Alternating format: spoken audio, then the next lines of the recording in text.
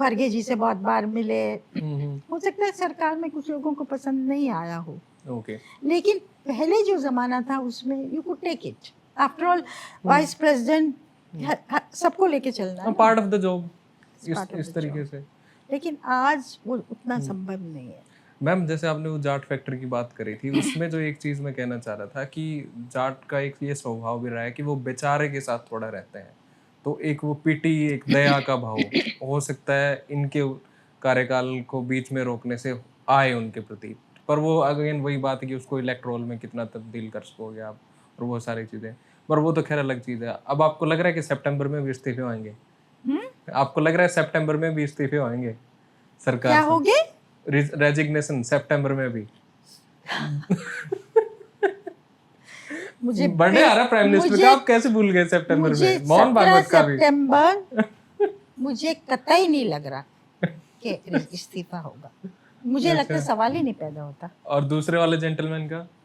Mohan Bhagwat RSS के करीब लोगों से बात करिए तो वो कहते हैं मोहन भागवत क्यों रिजाइन करेंगे? जब वो ही नहीं कर रहे।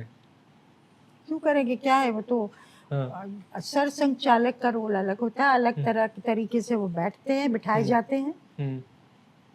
तो आई वुड बी सरप्राइज्ड।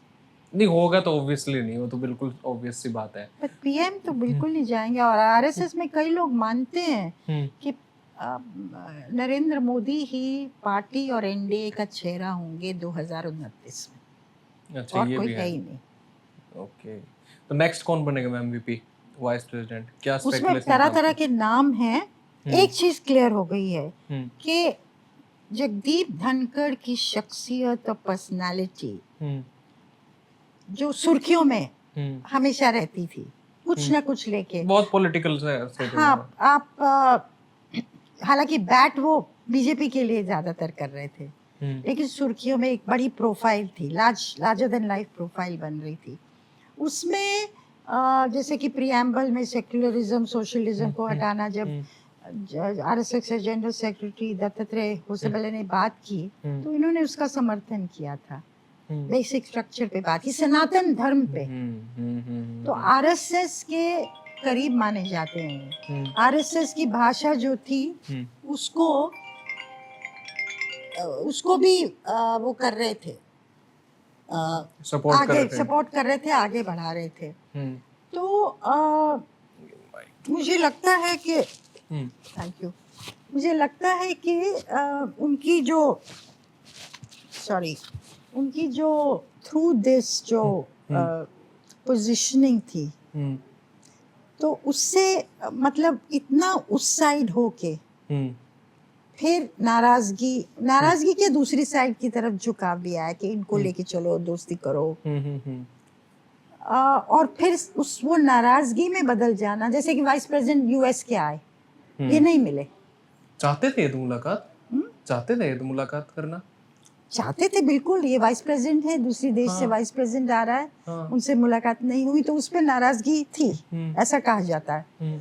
तो कहीं ना कहीं मुझे लगता है वाटरशेड आया जबकि ऑपोजिशन की तरफ से नो कॉन्फिडेंस मोशन इनके खिलाफ लाने की पहल की गई, उसको फिर ड्रॉप कर दिया।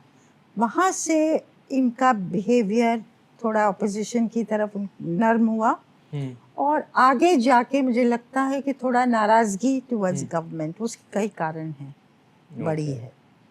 मैम फोन आया था किसी का शायद उनके पास, लग रहा है आपको? फोन से किसी तरीके से तो इंतला की होगी उनको, किसने कॉल किया होगा? प्रेसिडेंट ने या फिर किसी कैबिनेट मिनिस्टर ने? नहीं, अब ये भी अनकंफर्म्ड है, कहा जाता है नड्डा जी ने और राजनाथ सिंह ने किया। अब अनकंफर्म नहीं है। मैं भी आपको बता सकती हूँ जो कि जो चल रहा है, बस चल रहा है, जो सोर्सेस कहते हैं। तो वो राजनाथ सिंह के तो एडवाइस पे ही तो वो आए थे, राजनाथ सिंह ने ही तो एडवाइस किया था। बिल्कुल मैम।